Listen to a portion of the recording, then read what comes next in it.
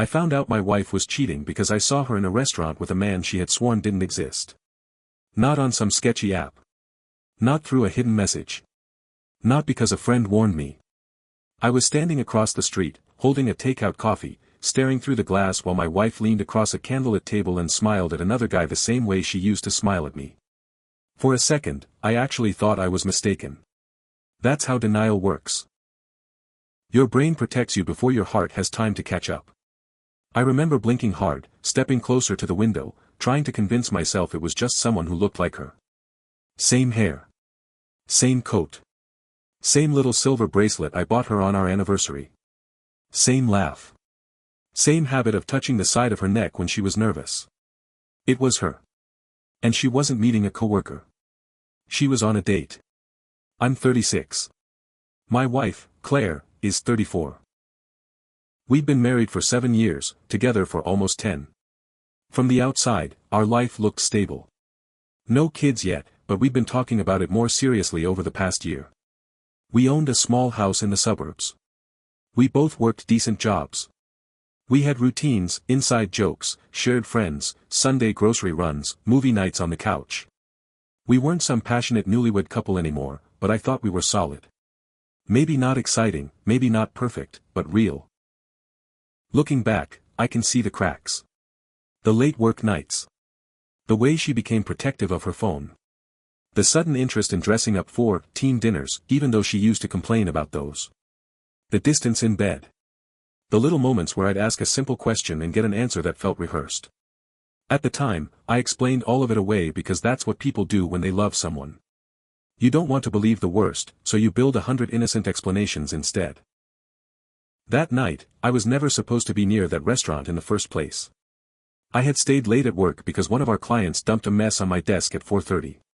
By the time I left, I was tired, annoyed, and too drained to cook.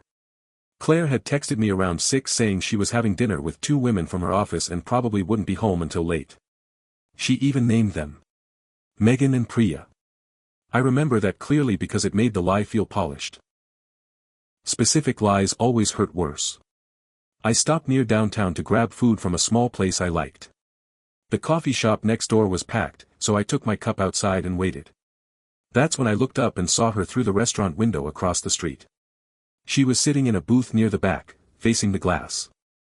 The guy was across from her, maybe early 40s, wearing a navy jacket and one of those expensive watches that catches light every time someone moves their hand. He said something that made her laugh, and then she reached across the table and touched his wrist. Not accidental. Not friendly. Familiar. I stood there way too long, just watching. Then she leaned in and kissed him. Not a quick peck. Not something you could explain away. A real kiss. Slow. Comfortable. Practiced. I don't know how long I stood frozen on that sidewalk, but I remember my coffee going cold in my hand. I remember a couple walking past me and one of them saying, "You okay, man?" And I didn't even answer. My whole body felt numb and electric at the same time, like I might either collapse or punch through the restaurant window. But I didn't go in. That's the part some people won't understand. They'll say I should have stormed in, flipped the table, humiliated them both. But in that moment, humiliation was already mine. I didn't want a scene. I wanted answers. And more than that, I needed proof, because even after seeing it with my own eyes, some part of me knew she'd lie. She'd twist it, minimize it, cry, rewrite the story in real time. And if I walked in there with nothing but rage, she'd turn it into, "You misunderstood." So I did the hardest thing I've ever done. I pulled out my phone and recorded through the window. I got her face. I got his face. I got the kiss. I got the way she smiled afterward, the way she looked down and blushed like some teenager on a first date. I took photos too. Then I crossed the street, got into my car, and sat there shaking so hard I nearly dropped my keys. I didn't drive home right away. I couldn't. I just sat in that parking lot replaying the video like a psycho, as if each time I watched it the truth might change. It didn't. Eventually I went home and did what I now realize was the beginning of the end. I started looking at everything differently. The house felt different when I walked in. Her shoes by the door. Her half-finished candle on the kitchen island.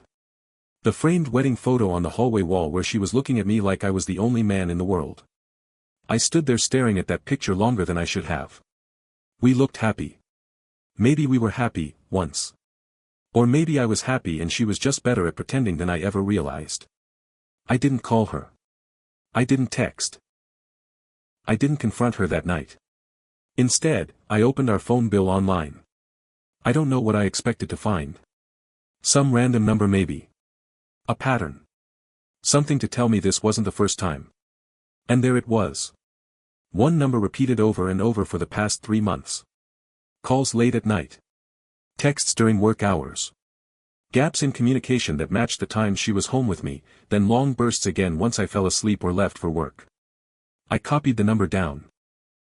Then I checked our credit card statements. More little things started standing out the more I looked. Restaurant charges she never mentioned. A hotel bar charge from a Friday she said she was stuck finishing quarterly reports. 2 rideshare receipts to and from neighborhood she had no reason to be in. A boutique purchase nowhere near her office. Individually, maybe explainable. Together, they painted a story so ugly I had to get up and go throw water on my face. By the time she got home, it was almost 11. She walked in carrying herself like nothing was wrong. Kicked off her heels. Said, "Hey, sorry I'm late, dinner ran long." Then she kissed me on the cheek. On the cheek. After kissing him. I can still remember the smell of her perfume when she leaned in, and for the first time in my life, I physically recoiled from my own wife. She noticed. "What?" she asked, laughing a little. "You okay?" And I swear to God, the ease in her voice almost broke me more than the cheating itself. She was good. Casual. Unbothered. Like lying to me had become second nature. "Yeah," I said. "Just tired." She nodded and started talking about her evening. Megan had ordered too much wine. Priya was complaining about her manager. They stayed longer than expected because the service was slow. Lie after lie after lie. She was improvising details while standing in our kitchen, and I just watched her do it. I wanted to scream. I wanted to pull out my phone, shove the video in her face, and ask her how stupid she thought I was. But I stopped myself. Because if she had done this once, she'd done more than I knew. And if I confronted her too soon, I'd only get the version of the truth she thought I could handle. So I sat there while she lied to me, and something inside me changed. That night she fell asleep next to me like everything was normal. I barely slept at all. I stared at the ceiling and listened to her breathing and thought about every time I defended her, every time someone joked that married people always keep secrets and I said, "Not us." I thought about our wedding vows. About the house. About the future we'd been discussing just weeks before. And the worst part wasn't even the image of her with him anymore. It was realizing this wasn't just betrayal. It was a hidden life. And I had only seen the first crack in it. By morning, I had made up my mind. I wasn't going to explode. I was going to find out everything. The next morning, I acted like nothing had happened. That was the hardest part. Sitting across from her at the kitchen table while she sipped her coffee, scrolling through her phone like any normal day. She even asked if I wanted eggs, like she always did. Same tone. Same routine. It was surreal, like I had stepped into a version of my life where everything looked identical, but the meaning behind it had completely rotted. "Busy day?" she asked. "Yeah," I said. "Meetings all afternoon." She nodded, barely looking up. "Same. Might be late again." "Of course you will," I thought. I left the house before her and sat in my car for a few minutes, trying to steady my hands. I wasn't going to work. Not really. I had something else to do. The number from the phone records was the first thing on my list. I typed it into my phone and just stared at it for a while. Calling it directly felt too reckless. If he picked up, what would I even say? So instead, I searched it. Social media, messaging apps, anything that could connect a name to it. It didn't take long. The number was linked to a profile. Private account, but the profile picture was enough. Same guy from the restaurant. Same face, same watch, same stupid confident smile. His name was Daniel. I felt something cold settle in my chest. Now it wasn't just some guy. He was real. He had a name, a life, probably no idea who I was, or maybe he did, which somehow made it worse. I dug a little deeper. Found his LinkedIn. Mid-40s. Worked in consulting. Married. Married. That hit differently. Because now this wasn't just my life getting destroyed.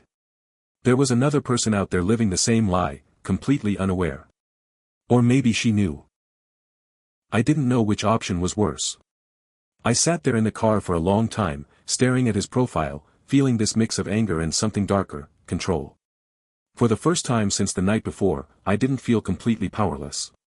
Because now I had something. Names. Patterns. Proof. And I wasn't done. Over the next few days, I turned into someone I didn't recognize. I started paying attention to everything. Every time she picked up her phone, every time she smiled at a message, every time she left the room to take a call. I noticed how she angled her screen away from me. How she started taking her phone into the bathroom. How quickly she locked it if I walked too close. It was all so obvious now. One night, she said she was going to take a shower, and for the first time in our entire relationship, she took her phone with her. That was it. That was the moment I knew this wasn't just some emotional thing or a one-time mistake. This was ongoing. Calculated. Careful. And she thought I had no idea. I needed more than suspicion. I needed undeniable proof. Something she couldn't talk her way out of. Something final. So I made a decision I never thought I'd make. The next day, I left work early and went to a small electronics store across town. I bought a voice recorder. Small enough to hide. Simple enough to use. I told myself I wouldn't go too far. That I just needed confirmation. That once I had it, I'd confront her and be done. But deep down, I think I already knew this wasn't going to be simple. That night, I got home before she did. I placed the recorder under the passenger seat of her car. My hands were shaking the entire time. Not because I was scared of getting caught, but because I realized how far things had gone. I wasn't just a husband anymore. I was someone planting devices, tracking lies, preparing for something I couldn't even fully define yet. When she got home, everything felt normal again on the surface. She smiled. Asked about my day. Told me about hers. But now, every word she said felt like part of a script. Later that evening, she got a text. I saw the screen light up from across the room. She picked it up quickly, but not before I caught a single word at the top of the notification. Can't wait. She typed something back, her fingers moving fast, then locked the phone and looked up at me like nothing had happened. That same night, she said she had to run out for a bit to grab something for work. I just nodded. Okay, I said. Drive safe. I watched her leave through the window, my chest tight, my mind racing. Then I waited. Because for the first time, I knew I wasn't just guessing anymore. I was about to hear the truth. I waited in the living room, lights off, just sitting there in the dark like a stranger in my own house. Every sound outside made my chest tighten. A passing car. Footsteps on the sidewalk. The faint hum of engines in the distance. Time felt slow, heavy, stretched. I checked the clock over and over again like it might suddenly jump forward and give me answers faster. She had been gone for almost 40 minutes when I finally stood up. I don't even remember deciding to do it. My body just moved. I grabbed my keys, got into my car, and started driving. I knew exactly where I was going. That same restaurant. It felt insane at the time, like I was chasing my own nightmare, but something inside me needed to see it again. Needed to confirm it wasn't just a one-time thing. Needed to hurt, maybe. I don't know. When I pulled up, my hands were gripping the steering wheel so hard my knuckles went white. And there it was. Her car. Parked 2 spots away from the entrance.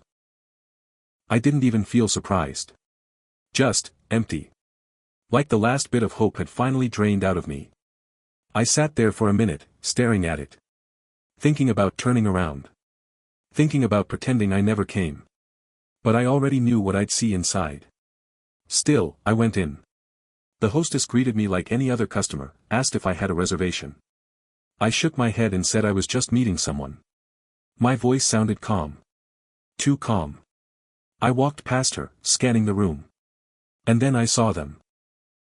Same booth. Same table. Same soft lighting.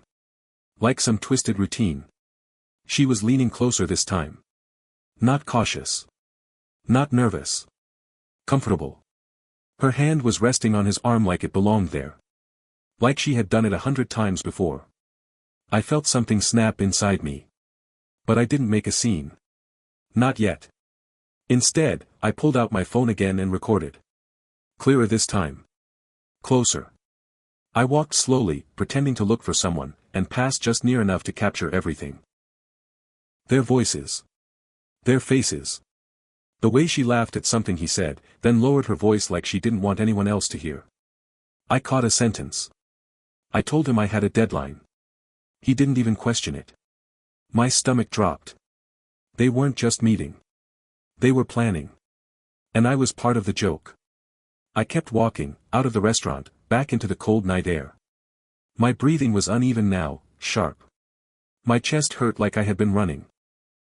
I got into my car and just sat there again, staring straight ahead. This time, there was no denial left. No confusion. No, maybe. She wasn't just cheating.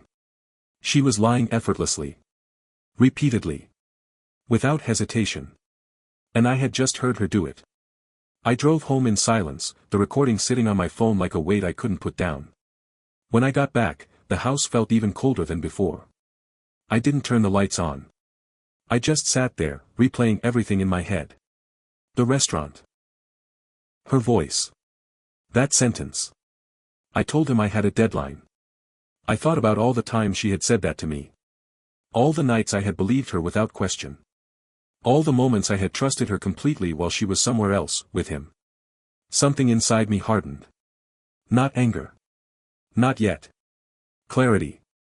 By the time I heard her car pull into the driveway, I already knew what I was going to do. No more waiting. No more pretending. She walked in a few seconds later, kicking off her shoes like always. Hey, she said casually. Where were you? My voice cut through the room before she could finish. She froze. Just for a second. Then she recovered. I told you, she said, too quickly. I had to grab something for work. I stood up slowly. And for the first time, I looked at her not as my wife, but as someone I didn't recognize at all. Try again, I said. The room went completely still. And that's when everything started to fall apart. She stared at me, searching my face like she was trying to figure out how much I knew. What do you mean, she said, quieter now. I didn't answer. I just took my phone out and hit play. Her voice filled the room. I told him I had a deadline. The color drained from her face instantly. She didn't even try to interrupt it. Didn't try to explain. She just stood there, frozen, listening to herself destroy everything. When it ended, the silence was unbearable. How long? I asked. She swallowed. It's not what you think. How long? I repeated. 3 months. It hit me harder than I expected. Not because of the number, but because of how easily she said it. Like it was just another detail. Another fact. Who is he? A client, she said. It just happened. I let out a short, empty laugh. No, I said. It didn't just happen. You built this. Tears started forming in her eyes, but I felt nothing looking at her anymore. No urge to comfort. No instinct to fix things. Just distance. I'm sorry, she whispered. I nodded slowly. I know, I said. You're sorry you got caught. That broke her. She started crying, trying to step closer, but I took a step back. Don't, I said. That was the moment she realized it was over. I'll pack my things, I added, calm now. Or you can. I don't really care. She kept talking, saying things I didn't even hear anymore. Apologies, explanations, promises. None of it mattered. Because the truth was simple. I saw her. I heard her. And I finally understood her. By morning, the house was quiet again. But this time, it wasn't empty. It was clear. And for the first time in months, I could breathe. If you enjoyed this story, make sure to like the video and subscribe to the channel.